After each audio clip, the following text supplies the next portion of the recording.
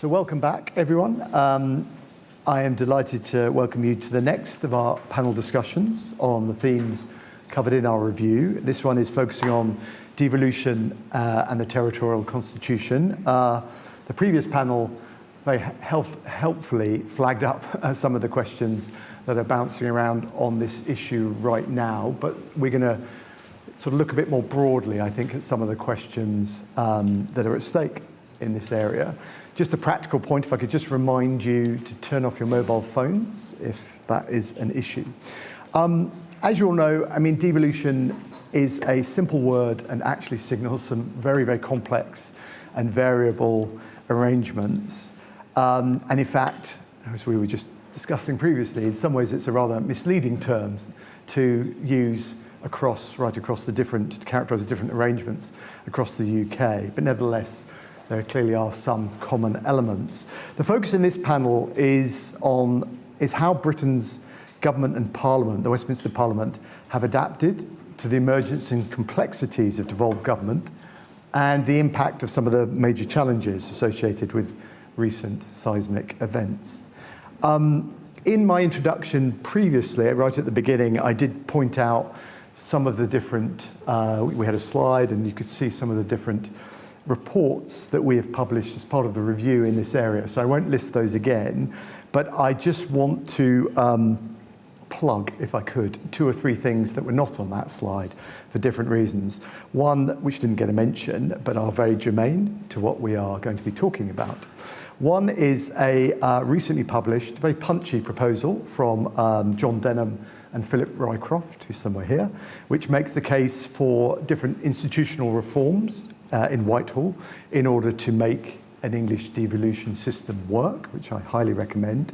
And a bit like the British Constitution, as it goes on and on, this review actually goes on and on because we have 2 more papers we will be publishing next week, in the coming days, which touch on issues that this panel will be covering. One is by Dan Wincott on devolution in Wales, a short paper.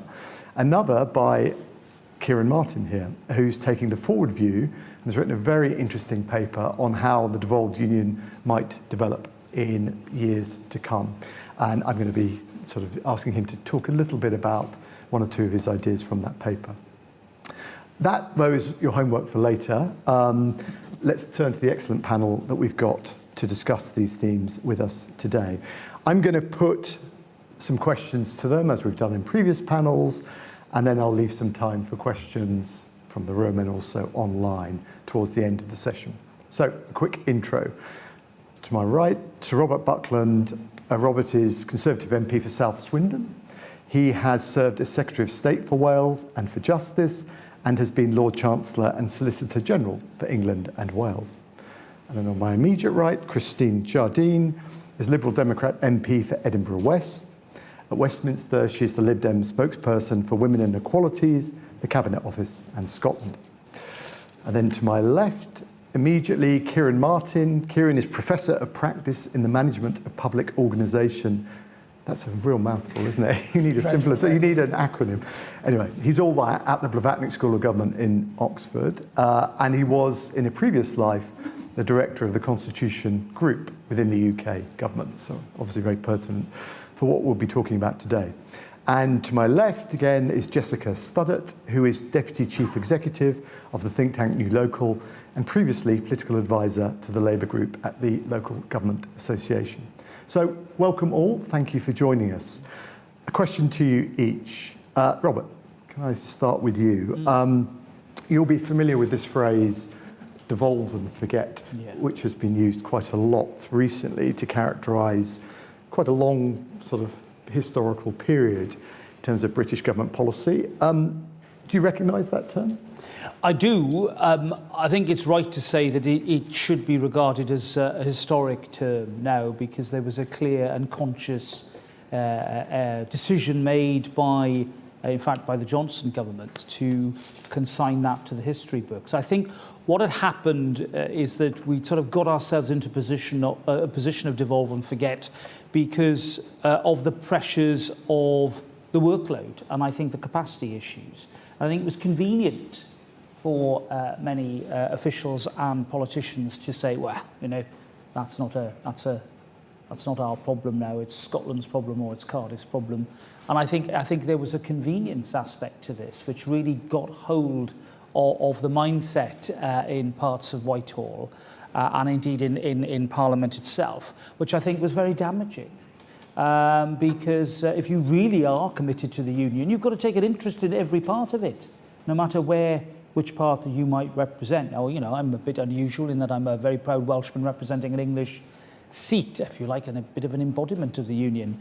So therefore, I was always going to have an interest in matters across the River Severn. But that sadly is not the case, I think, in far too many instances. And that sort of crept in, I think, to thinking. There was a conscious attempt to reverse that. I think Michael Gove, when he was Chancellor of the Duchy of Lancaster, and of course later he's in the Levelling Up Department, absolutely believes this passionately. We in government had a cabinet committee on the union, which included me and the territorials and others with an expertise or interest in the issue. And I think that progressively we've been moving away from that. And I think one of the practical realities that forced us to move away from that was COVID. And I'm sure we'll talk in more detail about the experience that we all had intergovernmentally and some of the tensions that existed and the realities that then appeared in stark form when I'm not going to name names out of court, but where people for the first time realised that actually the devolved governments did have power to do things differently, you know, whisper it not. And I think that was a very important object lesson in the reality that whilst you devolve, you certainly cannot forget. Thank you very much. Christine, the same sort of question really, but about Westminster. It doesn't quite work in the same way. But I mean, in your time at Westminster, do you think, is your sense that politicians, MPs, have learned to engage in devolution? Are they interested? How does that work? Well, in a way, I find that a strange question, because there is a generation of politicians at Westminster who are responsible for devolution. They created devolution. Okay, a good many of them now are in the House of Lords, but there are also 100 of us who represent, more than 100, who represent constituencies with a devolved administration as well. And you then have MPs like Robert and Michael Gove, who were born and brought up in, you know, parts of the country which now have devolved administrations, and then you have London. So I think there is more of an understanding in Westminster of devolution than perhaps sometimes opponents of devolution, and I would include in that separatists for whom devolution is not the ideal solution. So Westminster is often portrayed as being, you know, anti-devolution. Now, yes, amongst the MPs there are different levels of commitment, different attitudes to it, but I think politicians, all parliamentarians, have an understanding of devolution because it affects even those who are not from Scotland or Wales and Northern Ireland. It affects the legislation in which they're involved. It does affect it. So you've got that. But I think there is also another side to it, which is the kind of othering of Westminster by a lot of nationalist parties in this country. They tend to cut Westminster out of their thinking and behave as if Westminster has no business being involved in anything Scottish or Welsh, forgetting that there are 100 elected representatives from Scotland and Wales in Westminster who have a responsibility, and that devolution is part of the whole structure. So I think you have different attitudes in Westminster and, you know, between the parties, but I think there is an understanding. More than that, one of the things I learned during the coalition is that there's a much greater understanding in Whitehall of devolution than it's often given credit for, because the civil servants, a lot of them are Scottish and Welsh and were brought up under devolved administrations. So Westminster is not apart from devolution. Westminster is a part of devolution. Thank you. We'll come back to Whitehall for sure in the conversation. Kieran, going back to this much trailed paper, one of your key arguments in it that you think what's been lacking in some ways in British government is something of a vision for the devolved union, or perhaps its different parts. Can you just tell us what you mean by that and why you think that's important? Well, firstly, thank you for trailing my unpublished masterpiece and being very kind about the fact that it's late. It will come out. I suppose what I'm saying is there are 4 broad futures for the landmass known as the United Kingdom. And one is separation of some form, and plenty of people seek that. But for the purpose of this discussion, we set it to one side, because if you're talking about Westminster and Whitehall's approach to the Union, then presumably you talk about the tactics and strategies to prevent that outcome. But it's there, and it's obviously very much a sustainable political proposition. But of the 3, there are, if you like, 3 different directions it can go. For shorthand, they all begin with M. So there's muscular, a very sort of singular British state vision, which seeks to, if you like, minimise the national differences between England, Scotland, Wales, Northern Ireland, seeks to harmonise perhaps the institutional arrangements between them, and importantly, project a sort of very singular vision of Britishness, and emblematically, culturally, and tonally, if you like, which has not really been to the forefront since the devolution settlements. That's muscular. There's a sort of multinational, which would be quasi-federalism, whatever you want to call it, but very much more a sort of, this is, to use the language of Welsh Labour's manifesto in 2021, which is politically coherent but legally nonsensical. It's a voluntary association of 4 constituent parts pooling sovereignty. That's your sort of intellectual starting point there. Often that's been portrayed as concessionary, but some people make as indeed Welsh Labour do, they make a positive case for that, and that is also a sustainable political proposition. They all are. The third M is muddling through. History has bequeathed us this slightly weird asymmetrical situation. How do we make the best of it? Now, I don't think there's any completely coherent way that survives contact with reality of pursuing muscular, multinational, or muddling through. But which of those 3 do you broadly favour as a government? Because then you start to, which outcome do you seek to achieve? I think they all have problems. Multinational, probably the muscular criticism of multinational unionism is that it weakens the British state to the point of pointlessness. The muscular one doesn't survive contact with Northern Ireland, in my view. We might come to that later. The muddling through one, we will debate its imperfections, no doubt. Finally, I do think that there's a little bit of tactical complexity in this, which is that we're going on to Jessica with her expertise in England and local government. I do think sometimes we talk about devolution, and we're talking of 2 or 3 quite different things. The balance of power between central and local government in England is a technocratic transactional issue about how you want to organise society in a stable body politic. Scotland and Wales is different. It's how do you accommodate, if at all, different national identities within a single state. Northern Ireland is how do you reconcile all of that with the guaranteed right by treaty to profess allegiance and be a citizen of another state, which is a most unusual arrangement. There are 3 quite different things, and we tend to say, oh, it's about the relationship between the centre and the periphery. It's a bit more complicated than that. Thank you. I'm always thinking we don't need to publish your paper. You summarised it so well, but we will. That tees up really nicely the question to Jessica, which is a sort of similar point in a way. You've written a lot about local government and devolution in the English context. How well do you think central government manages its relations with both? Well, thank you. I think just at the outset, I'd say there's two big things that sort of characterise the relationship between central government and local government. One is that we are an extremely centralised country, the UK generally, but England specifically. We're an international outlier in terms of the degree of decision-making that's concentrated centrally, both in terms of how expenditure is allocated and also how revenue is raised. So we're a highly centralised country. And also, from a constitutional perspective, local government itself has no legal right to exist. It has no constitutional protection, and devolved arrangements within England, the combined authorities also don't. So that creates a degree of sort of fragility and lopsidedness, asymmetry in the relationship. And I just wanted to touch on a few kind of areas in which that sort of manifests, mostly from the perspective of local government, but similarly for the new sort of devolved structures. So local government is sort of managed from DLUC, or whatever it's called, but DLUC at the moment.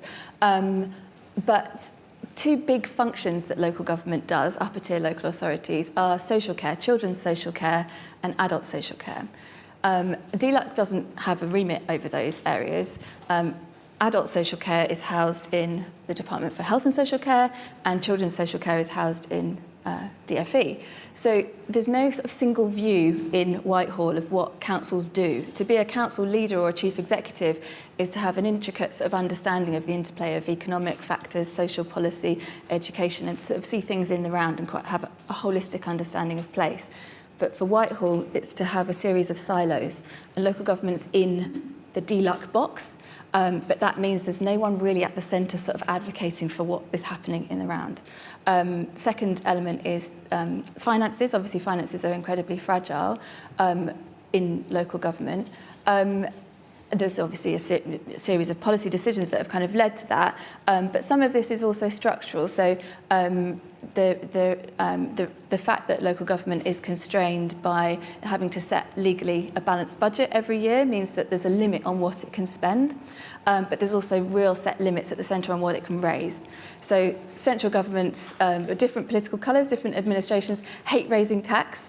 They hate going to the country and saying we're going to increase the tax burden on you, apart from when it's council tax, because that's not their responsibility. It's something they can devolve and forget. But it's an area in which, if you were looking at it objectively, there's a whole load of kind of risk that's passed down to the local level, and that has kind of an interplay again when there's not an enormous amount of institutional understanding of what the consequences are locally for things like cutting early intervention or prevention support and rise in demand for acute services. And there's also a sort of, I guess this is a kind of cultural thing, but there's a kind of, in our system of government, the Whitehall kind of model, there's a bit of a split between policy is made by the experts at the centre in the civil service, very clever people, and it's then delivered and implemented locally. When local government is a kind of delivery arm of the central state, and there's a split, decision and implementation. And there's not good sort of feedback loops. So what happens when implementation goes wrong? We see it a lot. You can see it in various different ways, but things like universal credit rollout. The local area is tasked with kind of making the best fist of it, but there's no kind of interface. So devolution is kind of an interesting term, and obviously there's different kind of policy manifestations of it, but it's always seen as a sort of a linear process, or zero sum, more power at the centre and more power locally. But I also think that it needs to kind of focus on that kind of virtuous circle, that feedback loop. So how can that expertise on the ground actually also inform better policy decision making at the centre? So that's a great place at which to land, actually, for me, because I wanted to follow up at exactly that point about the zero-sum nature of devolution. I mean, what some people have talked about, more outside England, I guess, is about, this is a system where there's been a lot of focus on giving, promoting self-rule, handing powers wholesale to different devolved governments. Much less focus on shared rule and on the kind of bit institutionally or culturally, how you bring together those different governments, but also there's a sort of slightly separate question of how do you continue to represent the nations and regions at the centre of British government and indeed in Parliament. So they're two related but slightly separate things. So I just wanted to get you to kick that around for a bit. I mean, Christine, is this something you think is a weakness of our version of devolution? I mean, many other countries, obviously federal countries, but even other devolved systems have much more kind of connectivity between those governments. I think much of that, the answer to that depends whether you think that devolution is an event or it's a process, which was the argument in Scotland at the time of devolution. Mm-hmm. Is it a one-off and there you go, there's your finite answer, or is it a process through which you discover how you devolve better, you discover how you maintain the identity at the centre, the relationship between the two. And it won't surprise you to know that as a Liberal Democrat, for me the answer is you devolve towards federalism. And the answer is to have a much more federalised structure in the way that we see in Germany or the United States. And that I think that what we're learning about devolution is that it will eventually devolve into that sort of structure, but it has to happen, personally, I believe, organically. And it happened in Scotland organically. It happened, I believe, in Wales organically. And it will happen in England organically. And it was a very interesting paper, you may have talked about it this morning, Gordon Brown did about the 5 pillars of federalism. And he talked about how the mayors, particularly Greater Manchester, became or were becoming, a couple of years ago, the focus of this move towards devolving power away from Westminster towards local government. And that was a much more natural model than one where perhaps somebody sat in Whitehall and drew on a map, well, that's Yorkshire and there's Cornwall and they'll want, and that it evolved more naturally. And I think that if it's answering your question, that is where we will eventually go. And that is because I believe devolution is a process towards the most efficient form of government. And I don't think we're there yet. And I think that's why we have this problem with Westminster and the argument between the centre, between Westminster and Holyrood, or Westminster and Cardiff, is because the relationship isn't set yet. It hasn't reached the most efficient for both. It's still developing. Can I go to you, Kieran, just on something Christine said earlier, Whitehall? Obviously, given your, particularly calling on your time in your previous life in government, do you think that, there have been a number of proposals made by people, I guess, who want to take this in a different direction, Lord Dunlop's report, other arguments that actually the union itself needs to be made a sort of more coherent, or some sort of location within Whitehall needs to be established from which the kind of vision you're talking about might be developed for the different parts of the UK. Different proposals around. What's your sense of that? Do you think Whitehall needs to be reorganised in some way, or is this more about culture? I think it's a very tough question. If it was easy, there would be a bunch of easy options to think about. My thought experiment in all this is, let's say you had a Prime Minister who said, and not talking in a party political sense, I'm really seized of a crisis in the union. I'm taking the long view. This is very unstable. I'm going to focus loads of time on this. And the currency of government, or a lot of the currency of government, is money and activity. So let's say you set up a centre for the union or a department for the union and said, even in these tight fiscal times, I'm going to give this £1 billion. What would you do with £1 billion for the union? And that's how government thinks. It thinks about programmes, it thinks about spending, it thinks about activity. And you're asking it to do things that are about culture and feeling and emotion and identity. And you're asking it to do things that are about mechanisms of government. Now, it's better at the second of those than it is at the first. Now, it can do things. So on the multinational unionism model, you might argue that the 2012 opening ceremony of the Olympics was a very confident projection of a decentralised multinational UK. Equally, there were some people on the more muscular unionist side who were saying, and it sounded sort of crazy and flippant, but actually, France would have done it to put the union flag on the COVID vaccines, just make sure there was that sort of, you can do these sorts of things, but they're very, very hard.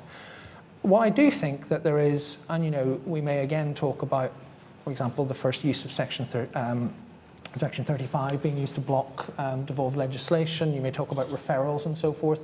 I think there are things where a bit more capacity in that wiring part of Whitehall could be brought to bear usefully, but it would be within what sort of United Kingdom are you trying to build? And I do think it's very, very hard to use the mechanisms of government to do this. But do you want to go quickly? I would agree. I actually think the mechanisms of government are the wrong place to do it. I think the reason devolution was accepted so widely in Scotland so immediately was because it came from a non-governmental body. It came from a commission that was set up separately. And I think if you do it in Whitehall, you will have civil service think will feed into it, government think will feed into it. And then you lose the organic nature of it. You lose the public ownership of it. And if we're going to create a United Kingdom that survives on a multinational level, then each of those nations must regard it as their own and not something created by one of the others.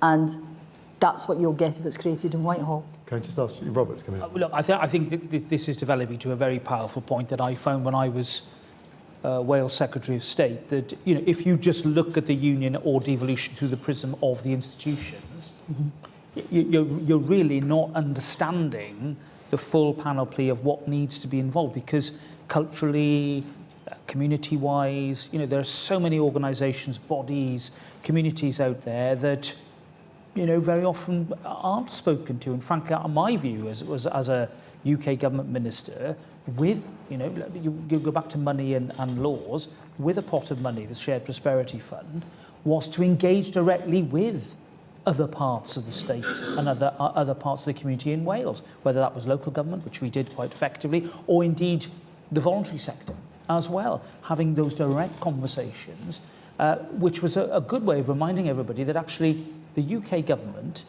spends a lot of money in Wales, as it does in Scotland, and yet there were times that I felt my friends in Cardiff, and this I think was institutional rather than party political, were not at all interested in emphasising the fact the UK government was a vital partner in this. And therefore, I think that direct conversation with the community is a vital part of how we understand true devolution. I mean true devolution. Yeah. Because one of the fears that I know exists in Scotland, certainly exists in Wales, is that you replace one centralising authority for another. And that other authority, be it a devolved government, takes a view that everything can be done from its hub, as opposed to a true devolution across that particular part of the UK. And therefore we've got to be mindful and we've got to be honest about that as well. And I think one thing we've not talked about here, I think Kieran's 3 M's is a really helpful way of looking at it, is that the fundamental difference between what is now legislative devolution in Scotland, Wales and Northern Ireland, and really what is administrative devolution in England. They are very different creatures and they need to be understood differently. Is there I mean, we went down the road in the North East referendum 20 years or so ago, which was rejected, of potentially creating a legislative body. It doesn't seem to me there's much call for it. Rather than having that arid debate, we've got to work out in England how genuinely we can connect with communities in a way that makes them feel that they have greater control over their own futures. And I think that's a very tough nut to crack. I'll come to Jessica in a minute on that. I mean, obviously, you should say some of this is very contested, and the perspectives from the devolved governments will be that something else is happening there. And certainly I mentioned earlier, went round the UK and talked to people in different places, and there was and I'll come to this, I'll put a question to you on this, Robert, later. There's a real sort of concern in some parts of both in Wales and Scotland that muscular unionism, as you call it, actually is potentially eroding the basis of the devolved settlement. So we'll come back to that, but I want to come back to Jessica on sort of this similar sort of theme. The idea, this question about how local government and maybe devolved government, particularly mayors, might be better represented and their voice better heard within the centre, British government politics. I mean, and in particular, there's this idea banging around about a council of mayors, if we ever have enough mayors to form a council. What do you think? I mean, I think I absolutely would support. I mean, what's interesting about devolution as it's taken the form of the last sort of 10 years or so is there's been a kind of bilateral relationship between central government and the areas negotiating the deal and creating the new structures. And they are beginning to become a more kind of collective force and a collective voice. So you're beginning to see a difference between what started off as a bit of a separate kind of potentially divide and rule approach, and there's now, there's a more collective agenda for how a devolved nation would look. I guess the one thing I'd say to the premise of that question, and I think it speaks to the subject we're talking about today, is so far devolution has required change in local areas. It's not required much change at the centre.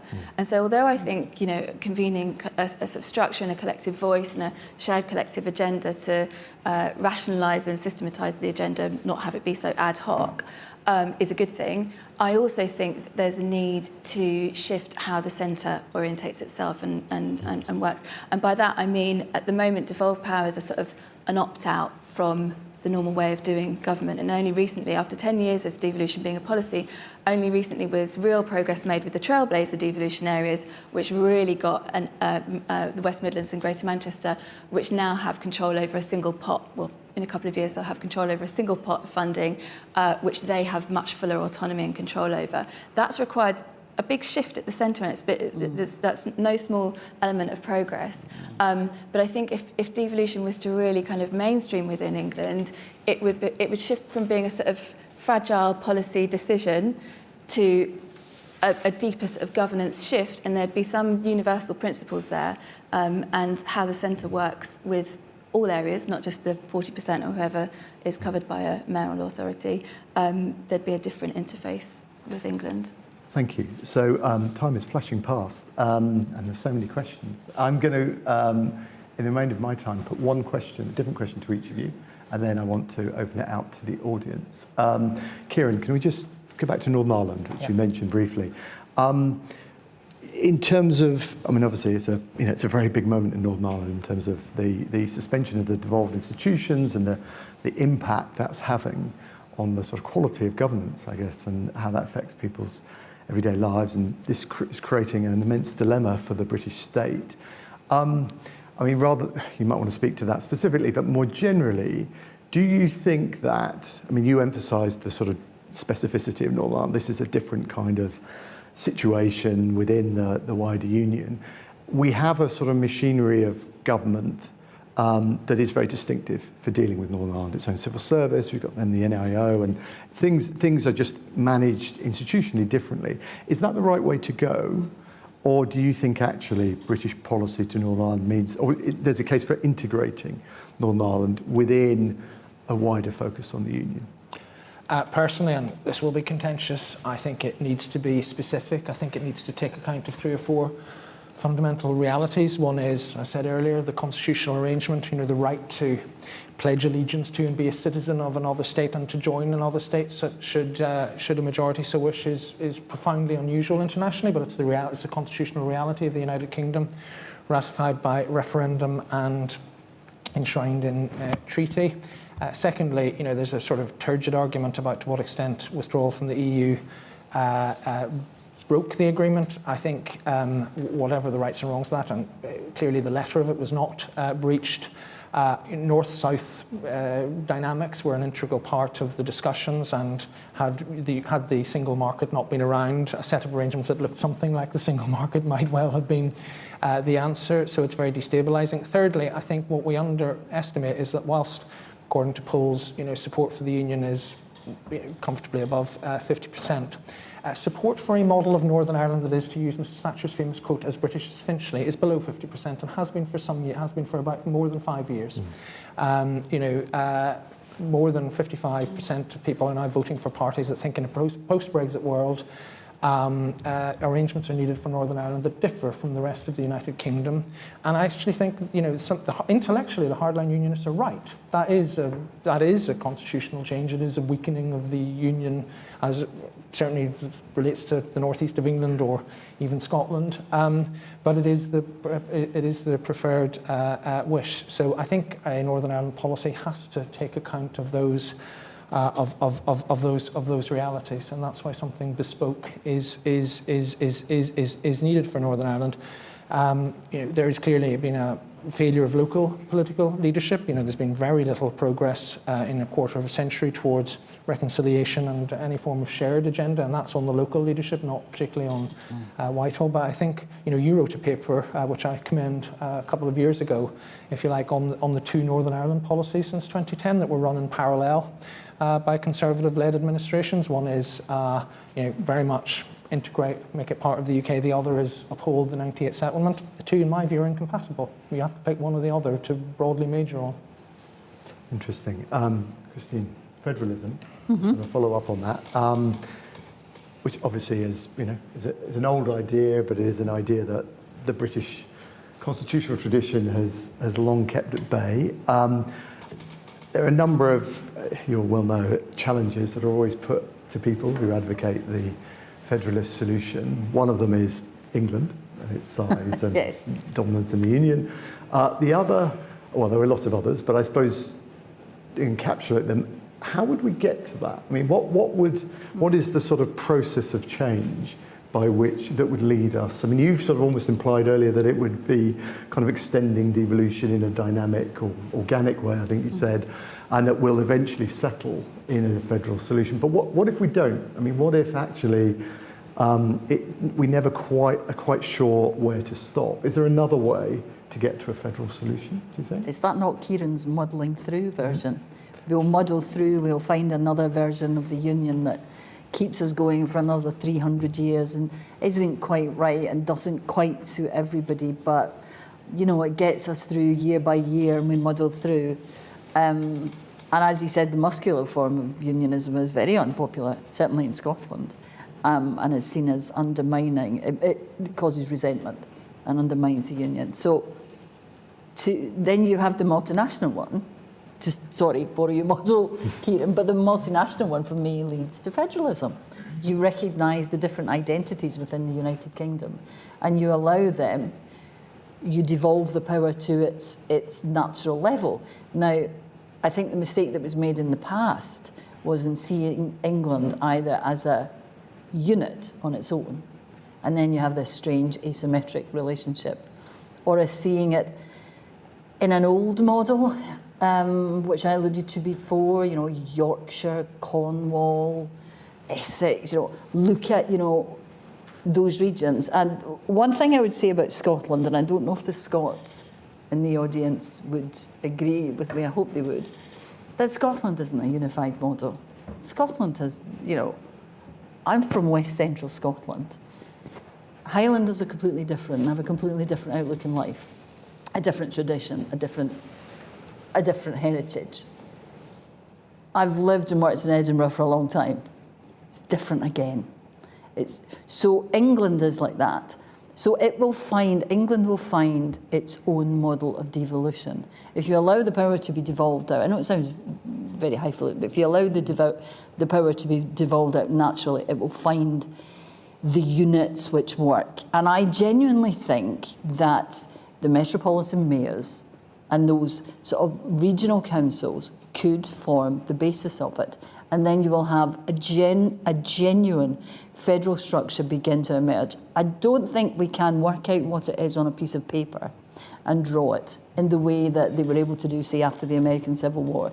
You can't do that. It has to develop organically, and the public has to take ownership of it, the electorate. I spoke earlier about Scotland. The Constitutional Convention is the reason that devolution works, because it was a solution which Scotland came up with, and it's a parliament designed in the image that Scotland wanted. It's not seen, certainly by Scots, as something, the majority of Scots, I don't think, as something that Westminster created, or the English created, or the Union created. It was the Constitutional Convention and then the Calman Commission. And I think that's why I think it's important that we have extra governmental bodies for the north of England. And, now I'm doing it, but, for the different areas.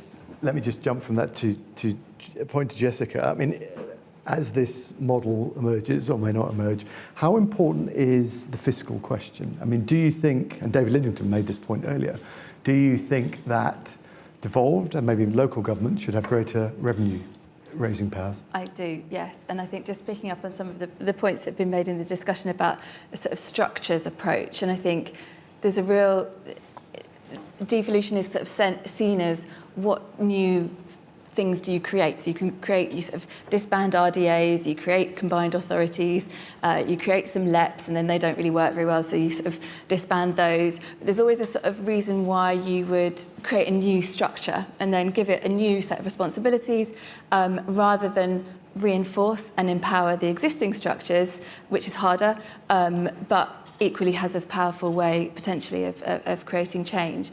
And I think I said in my opening remarks, England is an outlier in terms of the amount of fiscal centralisation there is in this country, and I think that it's becoming increasingly apparent that you can't link it definitively, but you can highly correlate it to a range of things like our weak productivity growth, our regional inequality. When you look at other countries that have much greater levels of fiscal decentralisation, they manage to combine it with greater regional equality, and it's about a kind of, I think one of the themes throughout this discussion is at what scale do you take what decisions, and at what level, national as a UK national across the four nations, but then at what level do you pass power down? I think fiscal devolution scares a lot of politicians because they think it's about more tax.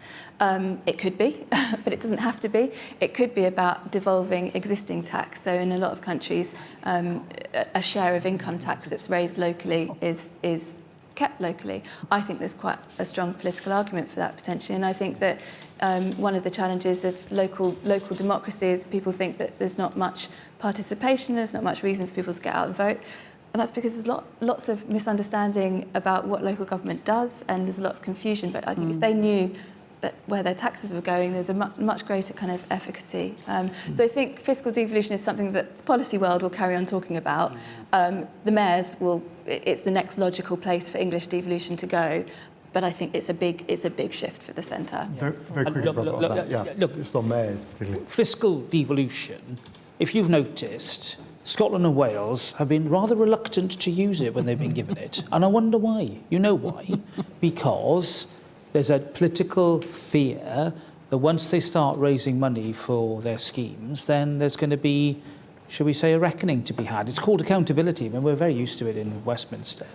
And I'm not pouring cold water over the ideal of fiscal devolution. I'm just pointing out the reality that when you offer it to organisations or to bodies, they don't want to use it. Now, what goes with fiscal devolution has to be some sort of legislature, doesn't it? In order to approve or decide these things. You can't just give a body the power to levy taxes without any accountability to local people. So what you're really talking about is legislative devolution. And here's the problem. You say, federalism, all very well. It's never going to work. It's never going to work in this country because people in England don't want that level of devolution. That's the challenge I'm going to put back to you. When it's been offered, for example, to the North East, it was resoundingly rejected. And I've yet to see any compelling model that suggests there's a big cry for that legislative and fiscal devolution. No, I'm not saying that the model is one that would be wholly wrong. I think the Metropolitan Mayor's model is one that is developing well, and you can see why, as a result of the powers they've now got, that they want that greater autonomy. I think that's laudable. But with that power comes responsibility. And how do you create responsibility? You have to elect people. Thank you. I really want to get to questions, but Jessica, you're going to reply to that in 1 second. Well, my one word is democracy, because if it's devolved to local government, there's accountability at the ballot box. And I think the argument about the North East Mayoral Assembly is the same for the elected mayor referendum in about 10 years ago. People, with the greatest respect, people don't tend to vote for more politicians or more structures, but they do vote to take back control. Yeah. They vote for more powers. So when things are presented as a structure or a kind of a process in itself, it doesn't really resonate with people. But if it is presented as more accountability over the taxes you pay, the services you use, the system that supports you, I think there's a bigger political argument to be made. So we've written a report that goes on about the importance of public input. So we've got to have some questions from the audience.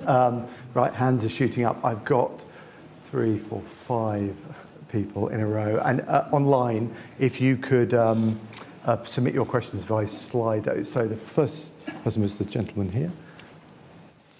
Thank you. My name's Jarlath Kearney, and I look at the picture on the side of the wall there of Martin McGuinness and Ian Paisley. And I was an advisor in the executive at that time. And I think to the zeitgeist of people and power and purpose that happened around that time, the reason that we were able to establish the parameters of partnership that led to, for a period, structured devolution that actually built social purpose and social hope. One of the key elements of that was the partnership between the UK government and the Government of Ireland. We've had a tremendous discussion today, lots of very interesting, innovative and exciting ideas and issues. Part of the difficulty is that you're talking about devolution for the UK, but not talking about perhaps the most important brick in the Jenga pile, which is the relationship with the Government of Ireland. If that relationship is not recovered and replenished to manage the circumstances of Northern Ireland that Kieran has touched upon, then there are significant questions to answer, and I'd like the panel just to talk about that. Thank you. And Philip behind. Hi, thanks, Mike. Philip Rycroft from the Bennett Institute. Just one slight correction, fiscal devolution. I'm a Scottish taxpayer. I pay rather more tax than anybody else equivalent rate in this room. So it is being used and actually is informing the debate in Scotland in an interesting way. But really a broader question. There's been through the discussion about the sort of nature of the union. Kieran will remember when we were working on for the UK government on the Scottish referendum campaign, winning week in, week out the argument of the head, more or less, but losing the argument of the heart. This question of the emotional commitment to the union. You look at the polling since then, particularly amongst the youngsters in Scotland, but also increasingly in Wales. So my question really, are we bound to be looking at what is a more transactional union? What you were saying to Robert about spending money, the UK state spending money in the devolved parts of the country in order to make its presence felt? Or do you think it is possible for the UK state to remake the emotional case for union as it existed in the 50s, 30s or before? I thought about it quite hard for 7 years and couldn't find an answer to that, but if somebody has got an answer, I'd be very interested. And then next to Hugh, and then we'll come to this side. Yeah, just there. Yeah. Thanks, Hugh Rawlings. I used to work for the Welsh Government, and I'm not going to be provoked by Sir Robert Buckland's account of the UK government's activities in Wales recently. My question was rather more general. It was about the nature of the union state, really, and it draws on something that Kieran wrote previously about how the union is no longer being held together by consent, but is being maintained through law. Does the panel agree? And if so, what follows? Thank you. We're going to get really quick answers to those because I can see some other hands. I want to get as many people in as possible.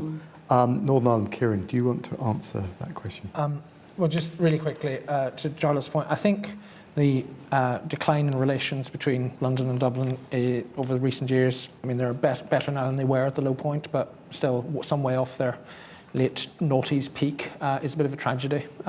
It may offend some sensibilities to have that close relationship, but it really worked. And, I hope that over the course of the next, it took a long time to build those relationships from mistrust of the 80s. Yeah, and it's particularly important now with the absence of an assembly. Strand 2 is there, and we should be absolutely maxing out on that relationship. I agree. And of course, there are potentially profound changes in Dublin ahead, which would complicate things enormously, but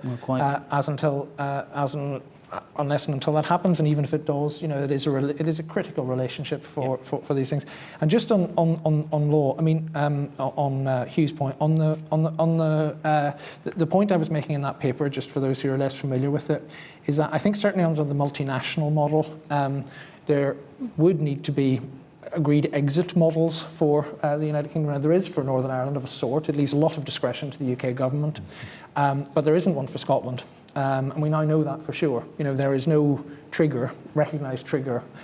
So we accept, again, oddly, for international, Spain does not accept Catalonia's right to secede. The UK does accept Scotland's right to secede, but provides no mechanism for it that anybody would recognise as that is what we need to achieve to do it. That's what I said. The emotional connection. Oh, yeah. Look, I mean, the ties that bind. I mean, I talk about it all the time. You know, if you come to my constituency, you will find thousands of families who have links all over the UK. And you know, that's the modern way of expressing it. You know, you've got people who've gone to Edinburgh University or gone to Wales to be educated or come to England. You've got all those familial, emotional friendship ties that are hugely important and are part of the lifeblood of the whole island and indeed into Northern Ireland as well. And therefore, you know, you can't go back to the 50s. You know, it's not about that, but it's about the reality of lives for people today. You know, I've got a lot of my residents whose parents might still live in another part of the country in Scotland or Wales, and they go back regularly and they've got those emotional and familial links. Now, that's got to mean something. And when you add that up, that's a huge amount of people and a huge amount of sentiment that I think is still the glue that really binds us together. Okay. Can I, yeah, just on that point, you talked about the referendum. Now, as you and Kieran probably know, I was quite heavily involved in the referendum as well. And yes, we did win the argument of the head every week, but it wasn't that won the referendum. What won the referendum, I firmly believe now looking back at it, and it wasn't the vow by Gordon Brown, it was fear. And that fear of the heart, the argument in the heart, only came to the fore when the SNP went ahead in the polls. And then people, it was like a kick in the gut to the body politic in Scotland. People went, oh my God, we could leave the United Kingdom. We never had that with the EU because we never thought it was going to happen.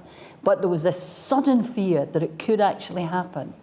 And that's when the heart argument made itself.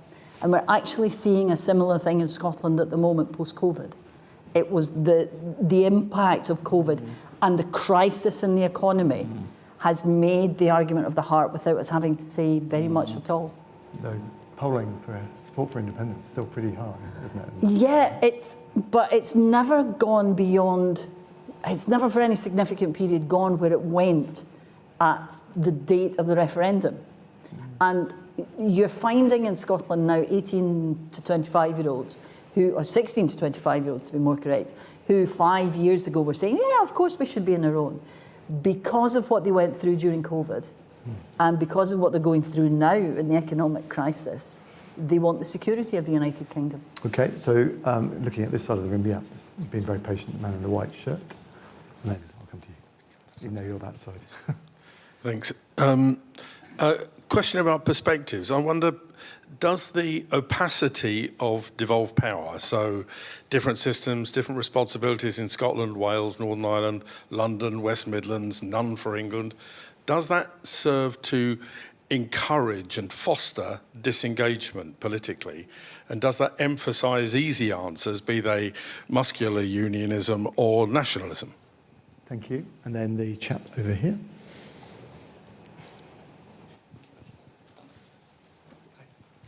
Hi, sorry. So something that was actually just briefly raised as well was the idea that an agreed trigger for the Scottish government to succeed, so should it choose, from the United Kingdom. Personally, I believe that would actually help a lot of the mistrust that has been built and allowed to grow between, quite frankly, two growing camps between sort of separatists in Holyrood and muscular unionists in Westminster. Do you believe that by having an agreed upon trigger in the same way that Northern Ireland has, would help to reset the relationship between Holyrood and Westminster and actually have a much more sensible conversation and less weaponisation, as mentioned in the earlier talks, about the constitution of the UK, and this is the law, not the politics of the constitution? Great question, thank you. And then one more, yeah, the woman over there.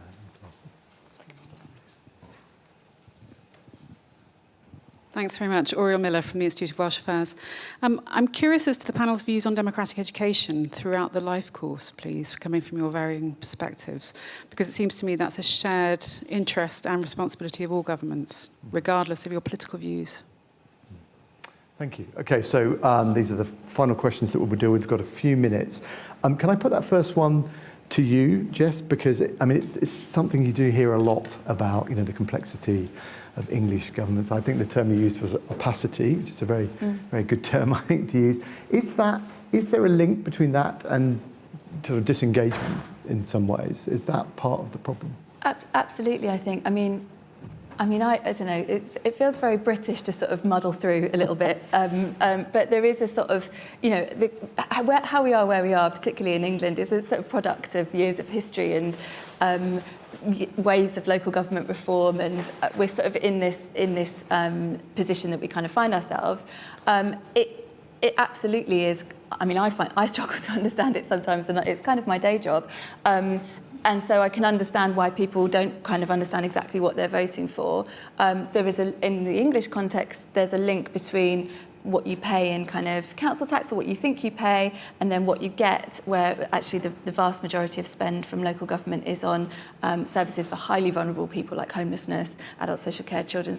So there's not a kind of link between what you think you contribute, how you vote, and what you think you get as an individual living in a community. So in other countries that do have more decentralised systems, there is a clearer kind of spatial distinction between what happens nationally, strategically what might happen regionally, and then at the municipal level. And that kind of clarity of function, I think, does serve to people understand the efficacy of voting, but they also understand accountability, who they can go to for what. And I think there's no local government's full of all these kind of differences between statutory and discretionary spend, and it's incredibly complicated, and there is absolutely a case for rationalising it, and I think that would absolutely increase public engagement. I'm sure we could have a long conversation on that. We haven't got time, I'm afraid. I'm just going to move on to the second question. Kieran, direct that to you.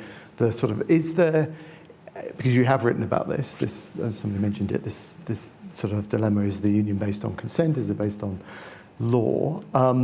If it is based on consent, does it follow that there should be clarity over the terms, the method by which? Well, I just think, if unusually for a nation state in the 21st century you're prepared to countenance secession, then and it's lawful to pursue it, then you need to provide some way of getting getting there. So at the minute we're in a how many votes does it take in the Scottish? How many seats does it take in the Scottish Parliament to trigger a referendum?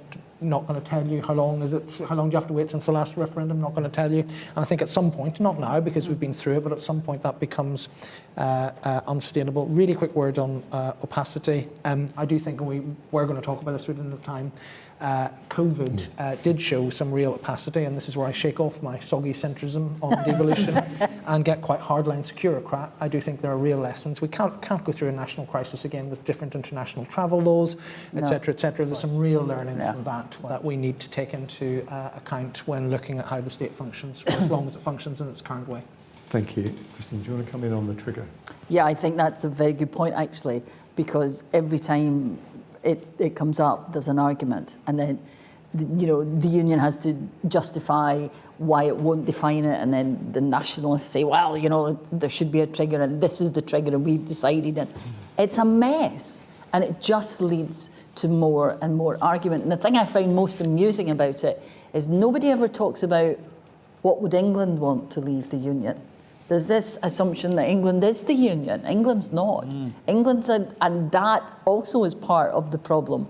It's consent for other nations to leave England rather than to split the union. So the sooner we have that clarified and we have some mechanism, probably the better for all of us.